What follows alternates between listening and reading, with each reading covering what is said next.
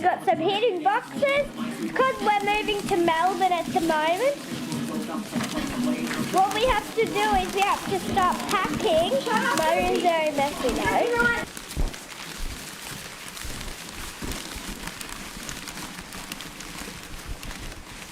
I speak English, I speak Sicilian, I speak some Italian, a little bit of Italian, and I speak some Fiumano, which I've learned from my mother-in-law.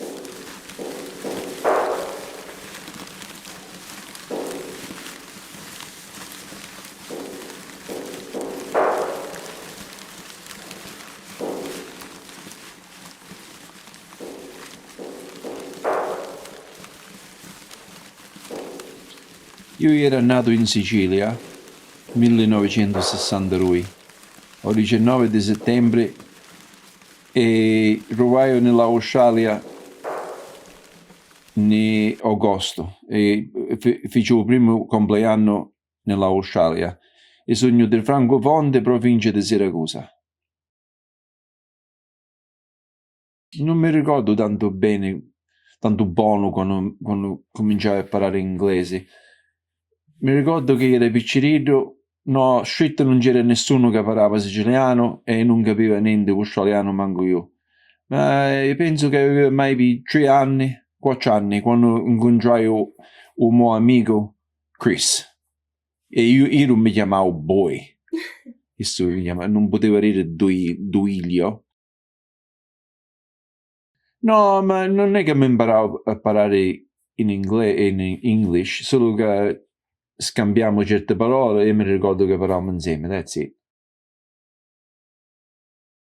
L'italiano si parlava sempre a casa, con la mia famiglia, con mia mamma, con mio padre, magari si parlava con mio sorella, mio fratello, se c'era mia mamma e mio padre, non volevano che io parlava in inglese, avevo che parlare in siciliano, proprio giusto, così, perché non si studiavano. E quando non si era fuori con i miei compagni, che giocava a cricket o giocava a football, certe volte per fare ridere a mia moglie ci piace le frasi in siciliano, o certe volte ci dicono 2 o 4 parole a mio figlio o mia figlia e mi dicono che io stai parlando gibberish. Ha provato, sì, le parole posso giungere insieme, perché non è una vera parola scritta, è una parola che come si dice, si sente quello che uno dice e dopo a scrivere preciso così.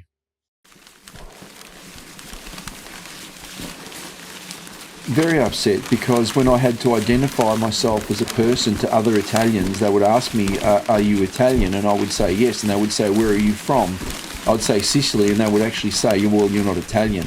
So from then on, I started changing my approach. I was angry because I was really angry young man all the time. I was ready to fight and So when people would ask me, are you Italian? I'd say, no, io non sono italiano. Ma come mai non sei italiano? Parli italiano? No, io sono siciliano. I would tell them, no, I'm not Italian, I'm Sicilian. And then that way I would get the upper hand on them before they could offend me. You know, I was not embarrassed to be Sicilian. I was proud to be a Sicilian. If they want to know about the history of Italy and the unification of Italy, they should thank the Sicilians. Yeah, I do. It would have been nice. However, you know, there was too much ridicule. They just found it absurd and ridiculous that this was like to them it sounded African or you know from some other planet almost. You know, so I didn't really have that opportunity to do that, but I wish I had it. Yes.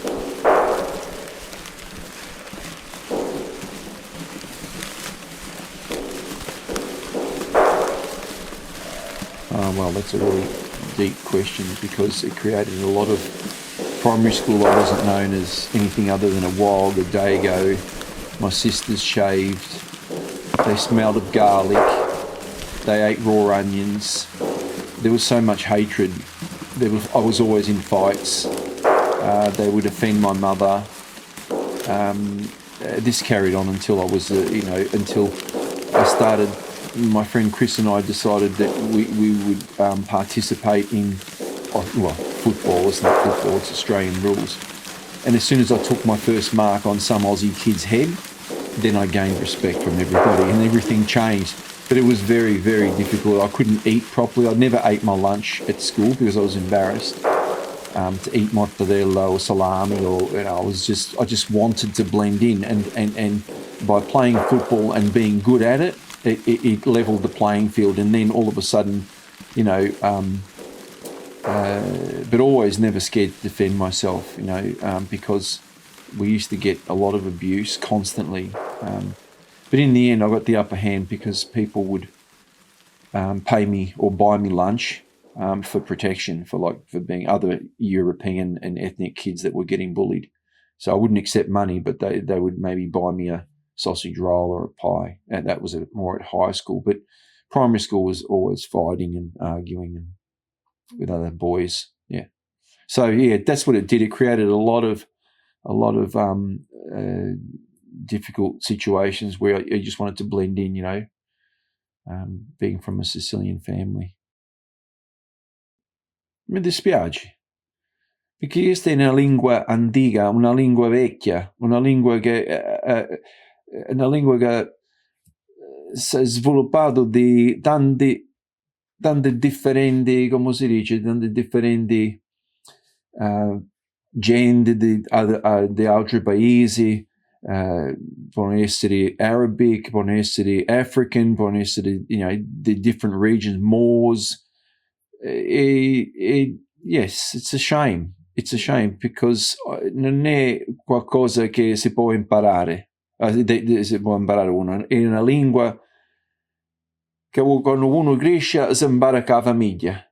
E a capire frasi, quando si dicono le cose, quando non si dicono le cose. È una cosa, very, very old, and it will never be repeated again. Once this generation is gone, I don't think there'll be anybody that can speak Sicilian authentically anymore. I think that children in Italy are more ashamed to speak Sicilian or their dialect than they are here.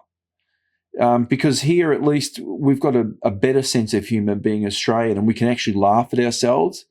But in Italy, I think a child or a young teenager or adult would really not want anyone to know that they are Sicilian, and also they're crushing it in the schools, because I already remember when I went overseas in 1980, my cousin was already speaking fluent Italian and refused to speak Sicilian. She just said people don't speak it anymore.